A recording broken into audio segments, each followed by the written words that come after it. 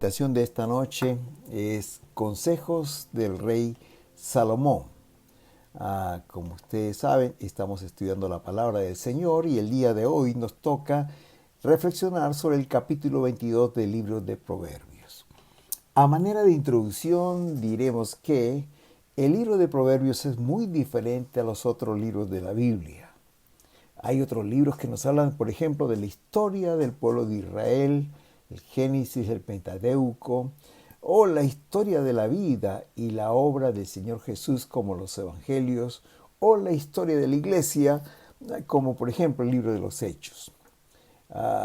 Hay libros que nos hablan de doctrina, por ejemplo el libro de Romanos, y las cartas del apóstol Pablo están llenas de doctrina. ¿Verdad? Ahí el apóstol Pablo trata los grandes temas de la fe cristiana como la fe, Dios, el Espíritu Santo y muchos de estos temas. Pero el libro de Proverbios es un libro muy diferente, porque en el libro de Proverbios tenemos una colección de declaraciones breves que dan consejos para la vida práctica. Es por eso que este libro es único. No hay otro en la Biblia como él. Veamos algunas características, por lo menos algunas 4 características de este libro de Proverbios. En primer lugar, el libro de Proverbios es una colección de declaraciones y cada proverbio es un tema diferente. Y generalmente está escrito en 2 líneas, pero esas 2 líneas de cada versículo tratan un tema diferente. Si uno agarra un capítulo, por ejemplo, el capítulo 22 realmente no tiene una estructura definida. Y tampoco están los temas, o sea, los versículos no están organizados por un tema. Por ejemplo, encontramos ahí acerca de los hijos, de los padres y los hijos, y encontramos en el verso 6 y en el verso 15 separados. Es decir, hablan de la crianza de los hijos, pero hablan en versículos separados. No tienen una estructura, tampoco están organizados por un tema. El libro de Proverbios, en segundo lugar, no está dirigido a enseñar teología. Aun cuando hay versículos que nos hablan de Dios, cómo es Dios, no es el tema importante de la doctrina. Más bien se preocupa por la sabiduría en la vida práctica. ¿Cómo podemos aplicar estos proverbios en la vida práctica? ¿Cómo podemos ser más sabios para vivir la vida diaria? En tercer lugar, el libro de Proverbios no enseña profecías. Tampoco es un libro de promesas. Más bien son pequeños dichos que nos dan sabiduría.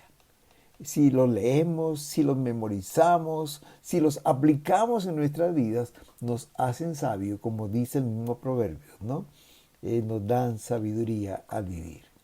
Y en cuarto lugar, los proverbios, por ser pequeños, son muy fáciles de ser memorizados, de ser recordados y ser aplicados a la vida. ¿Quién no recuerda ese proverbio? El principio de la sabiduría es el temor a Jehová.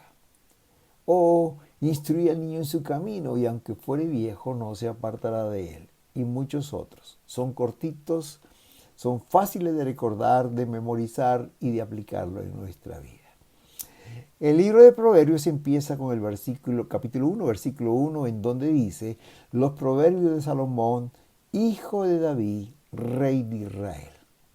Como bien sabemos, Salomón fue el rey de Israel, el segundo rey de Israel. El tercer rey de Israel. Después de Saúl, después de David, viene Salomón. Este rey era muy famoso por su sabiduría. Dice en Primera de Reyes, capítulo 3, versículos 5 al 13, que Salomón le pidió a Dios sabiduría para guiar al pueblo de Dios. Dice el versículo 5, se le apareció Jehová a Salomón en Gabaón una noche en sueños, y le dijo Dios: pide lo que quieras que yo te dé. Y Salomón dijo: tú hiciste gran misericordia a tu siervo David mi padre. Tú le diste un hijo que se sentase en su trono como sucede en este día. Ahora pues, Jehová, Dios mío, tú me has puesto a mí, tu siervo, por rey en lugar de David mi padre. Y yo soy joven y no sé cómo entrar ni salir. y estoy en medio de tu pueblo al cual tú escogiste, un pueblo grande que no se puede contar ni numerar por su multitud. Da pues a tu siervo corazón entendido para juzgar a tu pueblo y para discernir entre lo bueno y lo malo. Porque ¿quién podrá gobernar este tu pueblo tan grande? Y agradó delante del Señor que Salomón pidiese esto. Y le dijo Dios, dice el versículo 11, porque has demandado esto y no pediste para ti muchos días, ni pediste para ti riquezas, ni pediste la vida de tus enemigos, sino que demandaste para ti inteligencia y para oír juicio. He aquí lo he hecho conforme a tus palabras. He aquí que te da un corazón sabio y entendido, tanto que no ha habido antes de ti otro como tú, ni después de ti se levantará otro como tú. Y aún también te he dado las cosas que no pediste, riqueza y gloria, de tal manera que entre los reyes ninguno haya como tú en todos tus días. Hermanos queridos, Dios le dio a Salomón sabiduría. Lo hizo un hombre sabio. Él fue el hombre más sabio que había sobre la tierra. Y como dice la palabra, ni antes ni después de ti se levantará otro rey como tú. Hermanos, dice Primera de Reyes capítulo 4, versículo 32 a 34, que Salomón compuso 3000 proverbios. Y sus cantares, sus canciones fueron 5000. También disertó sobre los árboles, desde el cedro del Líbano, ese gran árbol tan grande, hasta el hisopo que nace en la pared, esa pequeñita planta. Asimismo disertó sobre los animales, sobre las aves, sobre los reptiles, sobre los peces, y para oír la sabiduría de Salomón venían de todos los pueblos, de todos los reyes de la tierra, a donde había llegado la fama de su sabiduría. Era un hombre muy sabio y de todo lugar venían para escucharle. Pero aun cuando el verso 1 dice que son los proverbios de Salomón, hijo de David, no debemos interpretar que todos los proverbios que están aquí, el autor fue Salomón, porque por lo menos hay dos autores más que están mencionados en este libro de proverbios. Por ejemplo, se menciona a Agur, dice el capítulo 30, versículo 1, palabras de Agur, hijo de Jaqueb. La profecía que dijo el varón de Aitiel y Aucal. Aquí habla de un hombre Agur y se cree que el capítulo 30 de Proverbios fue escrito por este hombre llamado Agur. Pero hay otro dato también, el Proverbio capítulo 31, versículo 1 al 4, en donde dice que Lemuel escribe este proverbio. Se cree que Lemuel era un rey en aquel tiempo. Miren lo que dice el versículo 1. Palabras del rey Lemuel. La profecía con que le enseñó su madre. ¿Qué, hijo mío? ¿Y qué, hijo de mi vientre? ¿Y qué, hijo de mis deseos? No des a las mujeres tu fuerza, ni tus caminos a lo que destruye a los reyes. No es de los reyes, oh Lemuel. No es de los reyes beber vino, ni de los príncipes la sidra. No sea que bebiendo olviden la ley y perviertan el derecho de todos los afligidos. Al parecer, el rey Lemuel escribe este pasaje realmente, pero no son palabras ni de él, sino de su madre, porque aquí dice que esta es la profecía con la cual le enseñó su madre, diciendo que no dé las fuerzas a las mujeres, ¿verdad? Ni tampoco sea un bebedor de vino, porque bebiendo puede olvidar la ley y puede cambiar el derecho de los afligidos. Parece que estos proverbios, hermanos, escribió Lemuel, aun cuando, como dice aquí, eran proverbios de su madre. Lo que sí estamos seguros es que el rey Salomón recopiló algunos proverbios que no eran precisamente de él, pero que están incluidos en el libro. En este capítulo 22 voy a resaltar 3 temas de este capítulo 2, algunos versículos de ahí. Todo el capítulo tiene 29 versículos, pero vamos a tomar solamente algunos. Como dije al principio, cada versículo es un tema diferente. Voy a tomar en primer lugar el versículo 1. Y el título de esta porción que le he puesto realmente es: ¿qué es mejor, ser rico o tener un buen nombre? El versículo 1 en la Reina Valera dice: de más estima es el buen hombre que las muchas riquezas, y la buena fama más que la plata y el oro. La traducción del lenguaje actual dice: es mejor ser respetado que ser rico, porque el buen nombre es más importante que el oro o la plata. Esta es la traducción del lenguaje actual. Aquí Salomón nos enseña que es mejor el buen nombre, es decir, la buena reputación, o como dice otra versión, la buena estima. Otra dice la buena fama. Otra dice es mejor ser respetado, ser apreciado, ser querido. ¿Por qué, hermanos? Porque este buen nombre, esta honra realmente procede de una buena conciencia. Este buen nombre es producto del honor, de las virtudes de una persona. Este buen nombre es mucho más deseable que las grandes riquezas, dice Salomón. ¿Por qué? Porque las riquezas, el oro, la plata, llaman la atención al mundo y afecta solamente la esfera terrenal. Pero la limpia conciencia, la honorabilidad, el buen nombre, hermanos, afecta también la esfera espiritual. Las riquezas se consiguen de muchas maneras, aún de una manera fraudulenta, engañando, haciendo trampa. Pero solo hay un camino para tener buen nombre. Y esto es ser honorable, es siendo íntegro. Uno logra un buen nombre. Las riquezas dependen de nuestra habilidad para conseguirlas. Si un hombre es hábil en los negocios, pues, posiblemente va a ser rico. O alguna tarea, o alguna profesión, o algún oficio, puede ser rico. Y las riquezas, el hacer las riquezas tienen que ver con lo que hacemos. Pero el buen nombre, hermanos, depende de las virtudes y tiene que ver con lo que somos. Y más importante es lo que somos que lo que hacemos. Las riquezas solo nos sirven para esta tierra. Algunos dicen que aún hasta la muerte nos sirven las riquezas, pero el buen nombre trasciende aún la eternidad. Me llama mucho la atención y siempre el Salmo 112 es un salmo que habla de aquel hombre bienaventurado que se deleite en la palabra. Y el versículo 6 dice: en memoria eterna será el justo. ¿Qué significa eso? Que la memoria del justo, el recuerdo del justo trasciende a su vida en esta tierra. Por eso dice: en memoria eterna será el justo.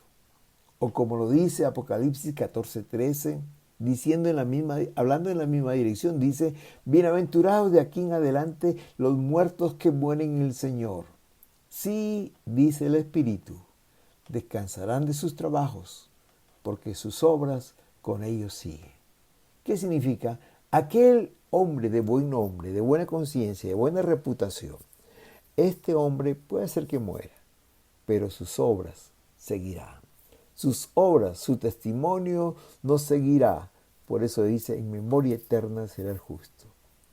Es hermoso, entonces, queridos hermanos, saber que el buen nombre, la limpia conciencia, la buena reputación, no solo afecta a la esfera terrenal, sino también la esfera celestial. Las riquezas impresionan al hombre, pero el buen hombre, la integridad, alegra el corazón y sobre todo obtiene el favor de Dios. Hay un versículo que mucho repetimos nosotros y es Isaías 43:2. Pero es hermoso ver 43, 2 y 3. Pero es hermoso ver lo que dice el versículo 1 y el versículo 4 especialmente. Leo para ustedes este pasaje, Isaías 43, 1 al 4. Dice así: ahora sí, dice Jehová, creador tuyo, oh Jacob, y formador tuyo, oh Israel. No temas, porque yo te redimí. Te puse nombre, mío eres tú. Mire qué linda bendición. El Señor dice: no temas, porque yo te salvé y te puse un nombre, tú eres mío. Y mira lo que dice el versículo 2 y 3. Cuando pases por las aguas, yo estaré contigo. Y si por los ríos, no te anegarán. Cuando pases por el fuego no te quemarás, ni la llama arderá en ti.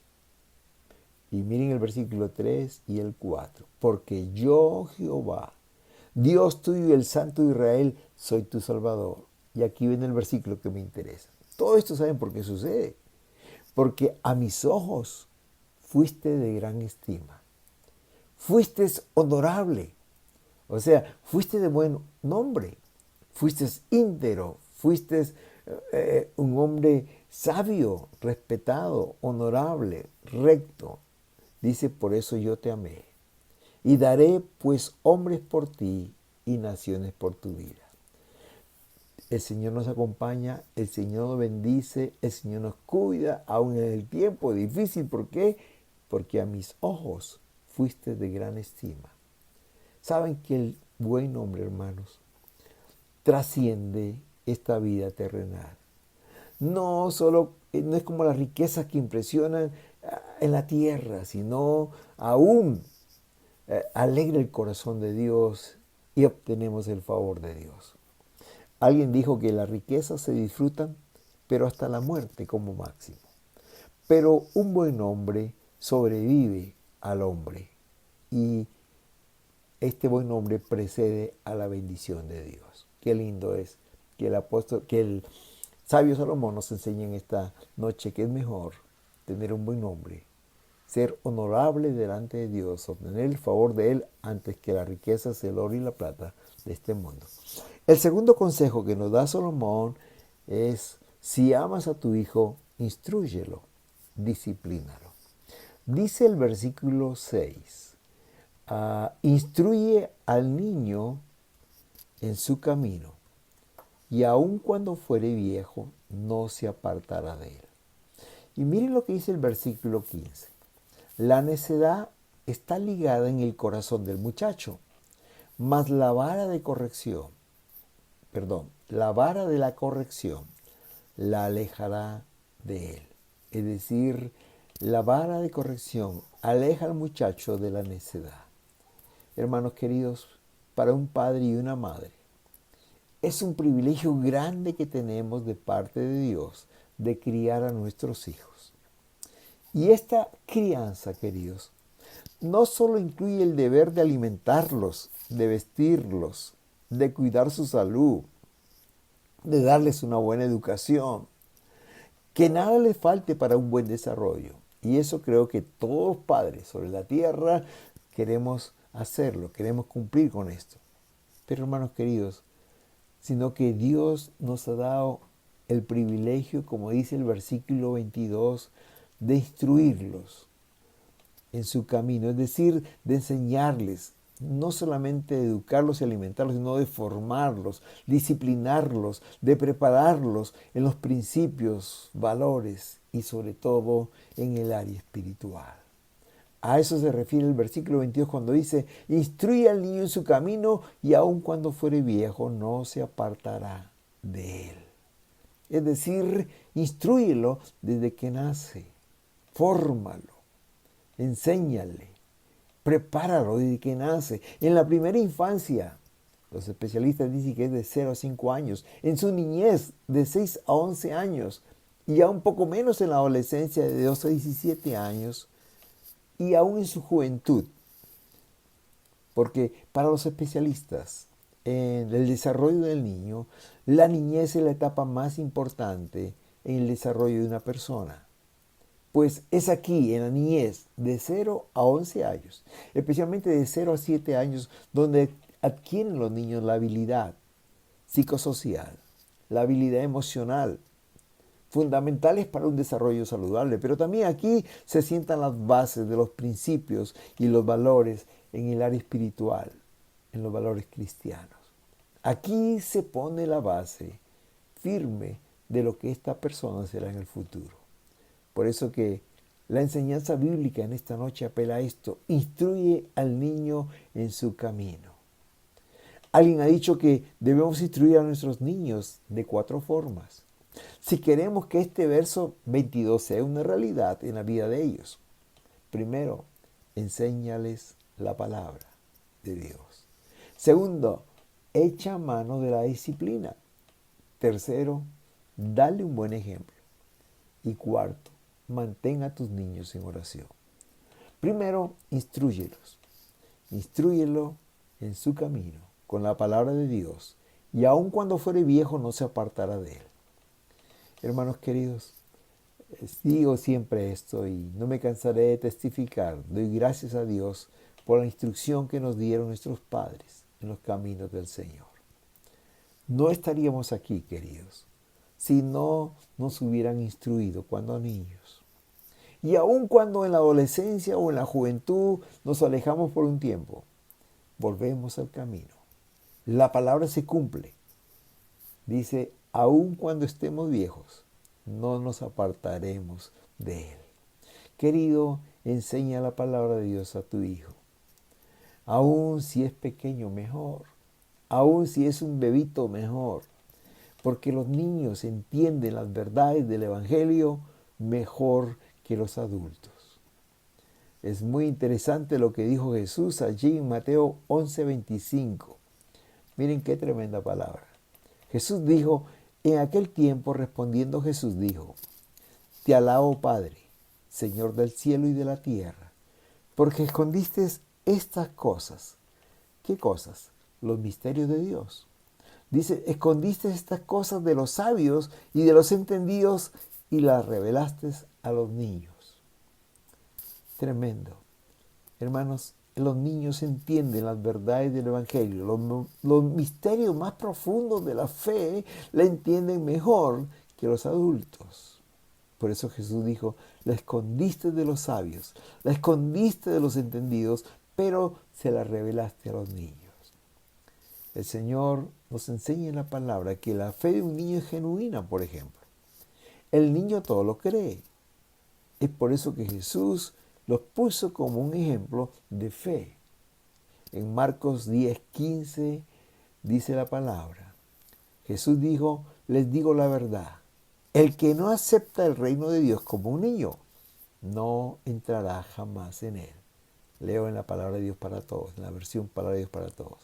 Hermanos, el niño tiene una fe genuina, mejor que la del adolescente, joven o el adulto.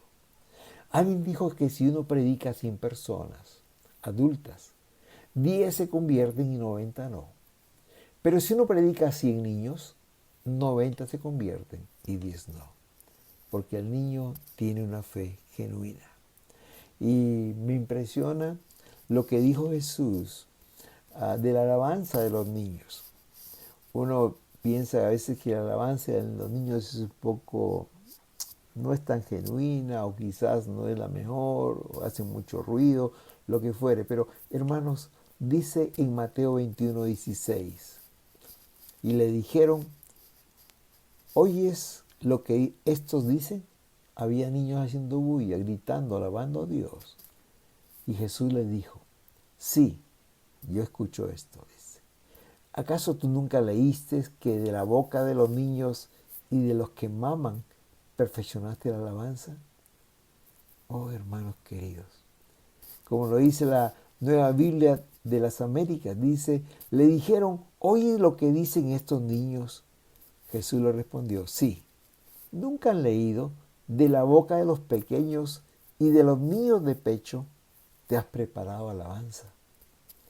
La alabanza de los pequeñitos, aún de aquellos que ni siquiera hablan todavía, quizás balbucean, dice, la alabanza de ellos es perfecta. Queridos, si quieres instruir a tu hijo en el camino de Dios, enséñales la palabra de Dios en primer lugar. En segundo lugar, disciplínalos.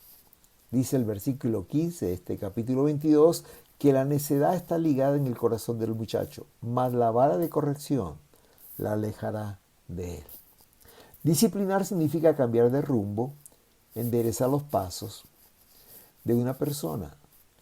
¿Sabes? Así como los niños necesitan alimento para crecer saludables y fuertes, también necesitan disciplina para crecer saludables y fuertes. Y la disciplina, hermanos, no tiene que ser necesariamente un castigo físico, puede ser de varias maneras. Por ejemplo, si queremos disciplinar el comportamiento de un niño, debemos negarle que haga algo que a él le guste. ¿verdad? Él entenderá que eso es una disciplina. O quizás que haga algunas tareas extras. De repente ayudar en casa, haciendo alguna tarea pequeña. Es algo que va a disciplinarle por alguna conducta incorrecta. O también a veces, hermanos, como dice este versículo, algunas veces va a necesitar la vara de la corrección. Y qué bueno que este versículo hace énfasis en la vara, porque uno nunca debe disciplinar a los niños con las manos, menos con los pies, sino con la vara de la corrección. Hermanos queridos, cuando tú disciplinas a tu hijo, yo disciplino a mis niños, les estamos marcando el espacio en que ellos se pueden mover con libertad. Dentro de ese espacio ellos se pueden mover, pero cuando se salen de ahí, ellos mismos se van a sentir inseguros y saber que están haciendo algo incorrecto. Ese mismo versículo 15 dice que por naturaleza los niños son necios. La necedad, dice, está ligada al corazón del muchacho. Y especialmente cuando son adolescentes. Pero la misma palabra dice, mas la vara de la corrección lo alejará de esta necedad. Una vez más, volviendo a mirar atrás, le doy gracias a papá por haberme disciplinado muchas veces cuando fui niño y cuando fui un joven. La disciplina tiene frutos, hermanos queridos, porque los niños aprenden la autoridad en la casa, respetando a los padres. Si no respetan a los padres, tampoco respetarán a los policías, a los profesores en la escuela o a las autoridades civiles. Ellos aprenden a respetar a la autoridad en casa.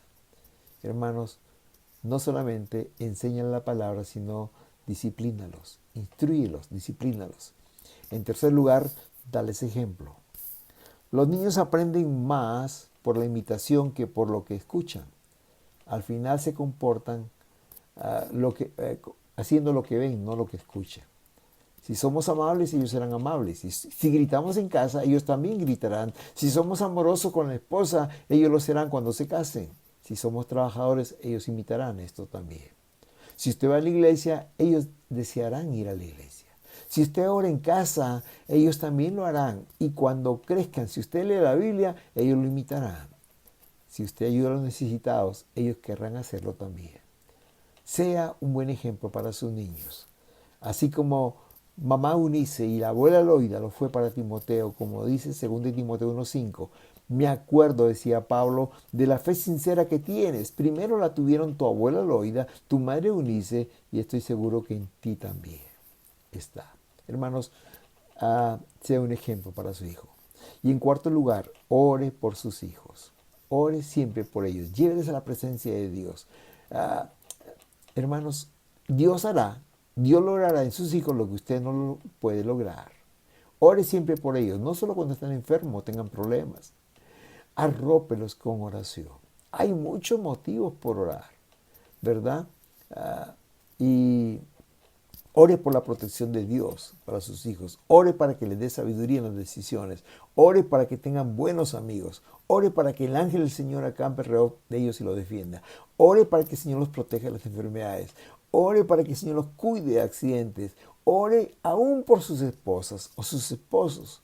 Especialmente ore para que conozcan al Señor como el Salvador de sus vidas y le sigan fielmente. Hermanos, Dios contesta las oraciones de los padres. Y finalmente, sea un buen trabajador. Es el consejo que nos da Salomón. Sea honesto y entonces triunfarás. Dice el versículo 29, ¿has visto hombre solícito en su trabajo? Delante de los reyes estará. No estará delante de los de baja condición. Y el versículo 11 dice, el que ama la limpieza de corazón, por la gracia de sus labios, tendrá amistad con el rey. Hace algunos años, cuando era joven, en mi primer trabajo, el auditor de la empresa me dio una lección de vida que nunca olvidaré. Él me contó una escena familiar donde su hijo adolescente que estaba culminando el bachillerato le preguntó, papá, ¿cuál profesión me aconsejas estudiar en la universidad? Quiero tener una buena profesión y ganar mucho dinero. ¿Debo ser médico o debo ser abogado o debo ser arquitecto o debo ser ingeniero? ¿Qué debo hacer? Y el padre lo sacó y le mostró la casa del frente donde ellos vivían, una casa grande, una mansión. Y de pronto salió un señor en un carro, un Mercedes-Benz. Y el padre le dijo, hijo, ¿qué piensas? ¿Qué profesión tiene este señor? Y él dijo, debe ser un doctor. Le dijo, no. ¿Debe ser un arquitecto? Dijo, no. ¿Debe ser un abogado? Tampoco. Y dijo, papá, entonces, ¿qué profesión tiene ese señor? Y él dijo, él es sastre. Y él dijo, ¿sastre? Sí. Él es sastre, pero es el mejor sastre de la capital. Tiene 2 o 3 tiendas donde él solo corta, él solo da instrucciones y sus operarios hacen los trajes. Y él gana mucho dinero. Y aquí le dio la lección. No importa lo que hagas, no importa en qué trabajes, sé el mejor y siempre tendrás trabajo. Eso es lo que dice el versículo 29. ¿Has visto hombres solícitos en su trabajo? Si es honesto, si hace bien su trabajo, si es trabajador, dice, delante de los reyes estará. No estará delante de los de baja condición. Dice, el que ama la limpieza de corazón por la gracia de sus labios tendrá amistad del rey. Hermanos, si somos trabajadores, si somos honestos, si somos lo mejor en lo que hacemos, siempre tendremos trabajo. Y no importa cuál sea el trabajo, siempre el Señor nos bendecirá. Entonces triunfaremos en la vida. El tiempo pasó muy rápido y a manera de conclusión me gustaría decir lo siguiente. En primer lugar vimos que el buen hombre, la buena conciencia, la integridad es mucho mejor que las riquezas. Es lo que como cristianos debemos perseguir. Antes que las riquezas, el buen nombre, el ser íntegro, el tener buena conciencia. ¿Por qué, hermanos queridos? Porque esto no solo afecta a la esfera terrenal, sino también la celestial. Las riquezas impresionan al hombre, pero el buen hombre, la integridad, alegra el corazón y a través de él obtenemos el favor de Dios. En segundo lugar, no olvides, instruye al niño en su camino, enséñale la palabra, disciplínalo, dale un buen ejemplo, ora por él. Cuando fuere viejo no se apartará este camino. Y él será un hijo sabio que alegrará tu corazón. Y en tercer lugar, ¿quieres triunfar en la vida? Sé un buen trabajador, trabaja fuerte, sé honrado. Si esto haces, siempre tendrás trabajo. Te buscarán y como dice el proverbio, delante de los reyes estarás.